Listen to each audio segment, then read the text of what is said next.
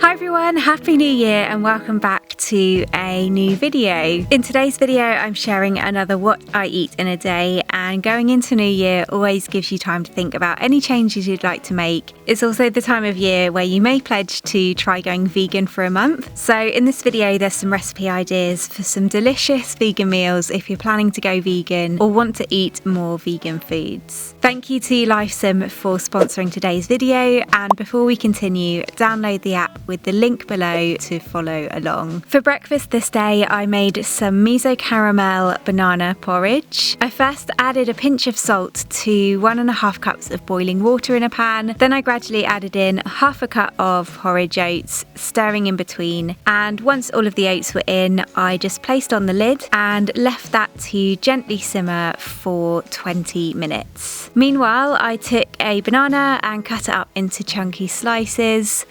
I added those into a frying pan with a little melted coconut oil, and I just fried them off until they started to turn golden. I then made this amazing salted caramel miso sauce. It's so much better than you may think. I took a tablespoon of maple syrup.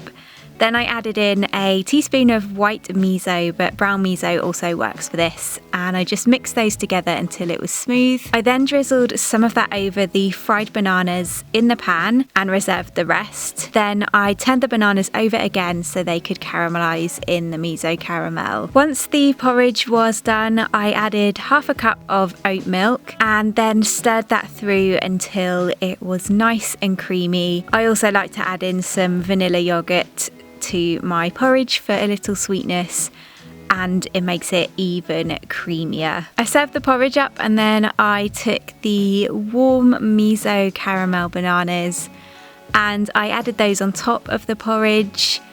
I also added on some flaked almonds, and then I took the rest of the miso caramel and I just drizzled it all over the top. Don't knock this until you've tried it. You know how much I love my almond butter and maple syrup combination. It makes the best caramel sauce, but the miso in this in replace of the almond butter makes this like a salted caramel sauce. It's so good. The saltiness of the miso with the sweet maple syrup and the warm bananas makes for such a delicious topping on the warm, creamy vanilla oats. Fried bananas on porridge is one of my go-tos for breakfast. I've shared multiple variations of this before. It's something I have a lot in the mornings. It's just so cozy, warming and delightful.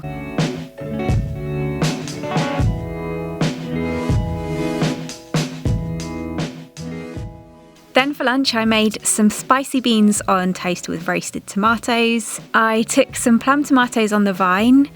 I put those in a baking dish and I just drizzled over some olive oil. I had also minced up a clove of garlic, so I added that on top, as well as a good pinch of salt and some black pepper. I just gave everything a bit of a mix together with my hands to get the tomatoes coated in the oil and the garlic, and then I'd put the oven on at 180 degrees Celsius, so I put those into roast for around 25 minutes. While they were roasting I made some spicy baked beans, and for this I poured a cup of garlic and herb passata into a pan. To give it a bit of heat I also added in a teaspoon of paprika and 1/4 teaspoon of cayenne pepper. I then gave it a good mix through and increased the heat to bring it to a gentle simmer. I had drained and rinsed a can of cannellini beans, so I added those into the sauce. Then I also added in a tablespoon of red wine vinegar and some salt and pepper. I gave that a good mix together and then I just left it cooking on a very low heat. I also popped a slice of bread in the toaster to toast, my favourite rye bread as always, and once it was done, you guessed it, I spread on some hummus. Just before the beans were done I added in a good handful of fresh spinach and just stirred that through until it began to wilt. I did also add in a little olive oil at this point, which just stops the sauce becoming too dry. I then served the beans up on top of the hummus toast. I removed the garlicky roasted fine tomatoes from the oven, and I just put those on the plate as well as the roasted garlic that was left in the bottom of the dish. I also added on a handful of pumpkin seeds. I crumbled up some vegan feta cheese. I love the Life vegan feta, or Greek white block I think it's called. It's so good. And lastly, I just sprinkled over some dried chili flakes. This was such a tasty filling lunch. Really easy to throw together, and again, you know how I love anything on toast for lunch. I have some kind of variation of something on toast for lunch most days. Making your own baked beans like this is so quick and easy, so much healthier than most canned baked beans, and it just tastes so much more fresh. They have a little bit of a kick from the paprika and the cayenne, plus the flavours from the garlic and herb passata. You can never go wrong with roasted tomatoes on the vine, especially roasted in garlic. They're delicious. The pumpkin seeds add some crunch, the vegan feta some creaminess against the heat of the beans, and a little bit of a tang, and the chili flakes give it an extra kick. Such a good combination. Back to today's sponsor, and Lifesome is a nutrition focused app which helps you keep track of your health by logging your meals. I'm using the premium version here, which provides additional features such as access to the recipe base, being able to save recipes and favourite meals, macro tracking, and so much more compared to the free version. Whatever your goal, if it's eating healthier or going vegan, the app will provide you with personalised feedback based on your tracking habits in order to achieve results easily. There are vegan meal plans on Lifesome to help get you started, and many recipe ideas for vegan meals. As well as being able to track meals, you can also track water and exercise, and I find Lifesome great for tracking my water intake, which just helps you keep on top of how much water you actually drink in a day. I often don't drink enough, so I find this feature on the Lifesome app really handy.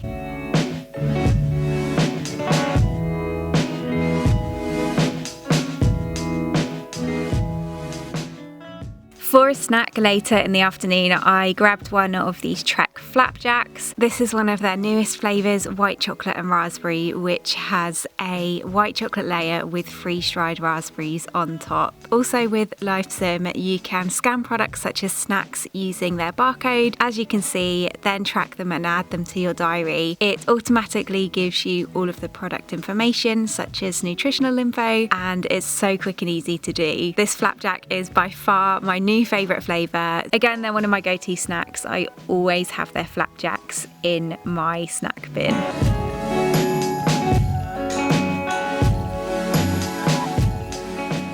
Then for dinner later on that evening, I made a tofu and aubergine katsu curry. For this, I first poured 2 tablespoons of oil in a large shallow pan.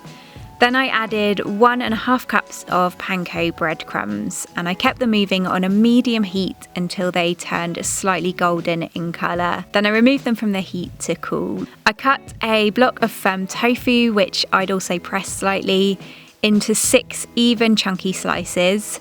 Then I took an aubergine and also cut that up into even sized slices. This is the fun part of coating them. I started with the aubergine as this turns brown pretty quickly, so I first dipped each slice at a time in some rice flour, and once each piece was well coated, I then dipped them into a mixture of 1/2 cup of chickpea flour mixed with 3/4 cup of water. It should create this egg-like texture. If you need to add more water, do, but don't make it too thin. It should be a batter, and make sure that you let any excess run off. I then transferred them over to a dish where I'd put the crispy breadcrumbs, and I just coated them in those by turning them through them, and then I put them on a baking tray once done. I did the same with the tofu. I use one hand so that the other hand is clean at all times, otherwise it just becomes a big old mess, but you can use the clean hand to push some of the breadcrumbs on. I toasted the breadcrumbs first because I baked everything in the oven instead of deep frying everything. The result is pretty much the same, but it's a much healthier way to do it, and toasting the breadcrumbs in a little oil first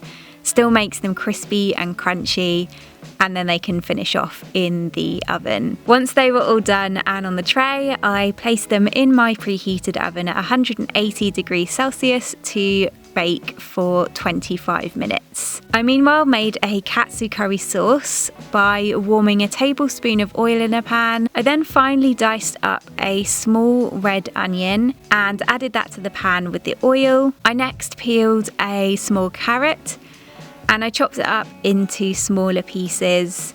Then I added that into the pan as well. I also added in 2 minced cloves of garlic and I grated in a thumb of fresh ginger. I softened everything in the pan down for a couple of minutes before then adding in a tablespoon of curry powder, 2 teaspoons of garam masala and a tablespoon of rice flour, and then I just turned that through the pan to get everything well coated. I then added in a tablespoon of soy sauce, a tablespoon of rice vinegar, a tablespoon of maple syrup and a teaspoon of tomato puree, and then I stirred those through the pan. I next added in half a pint of vegetable stock, a small pinch of salt and a crack of pepper.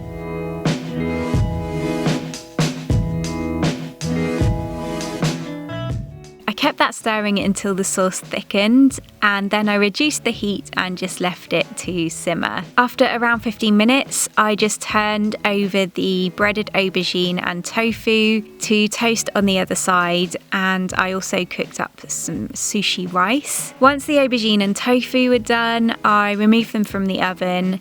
At this point they were lovely and golden and crispy. I served up the sushi rice first, then I divided up the breaded aubergine and tofu between our bowls. I didn't end up using all of it, but these are great to snack on the next day, dipped in some of that katsu sauce. And then I just took the warm katsu curry sauce, drizzled it over the top, and I also put some salad on the side, sliced some red onion and some fresh coriander and added that on as well. I've shared a katsu curry recipe before. It's something I make pretty regularly because it's such a good one.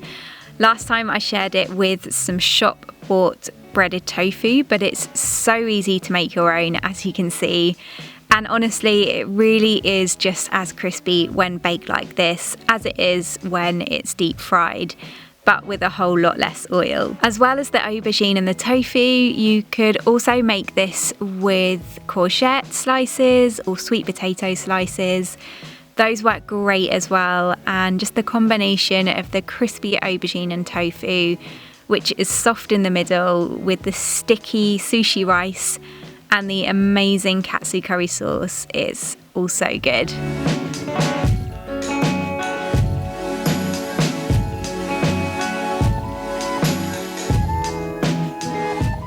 Then for dessert, I had some of these Little Moon's Belgian chocolate mochi. Mochi is probably one of my all-time favourite desserts or things to eat in general, but since going vegan, I've found it harder to find vegan-friendly mochi. Little Moon's have a couple of vegan options, including this Belgian chocolate flavour. And if you don't know what mochi ice cream is, it's a sweet, super chewy rice cake dough which is wrapped around the ice cream. It's so incredible, and I love that Little Moons have some vegan options. These are some of the best mochi I've ever had.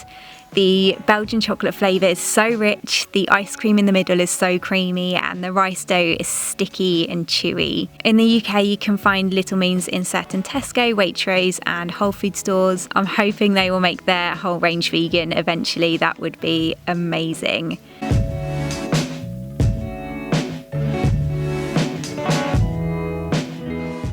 That's it for today's video. As always, all of the recipes are in the description box below.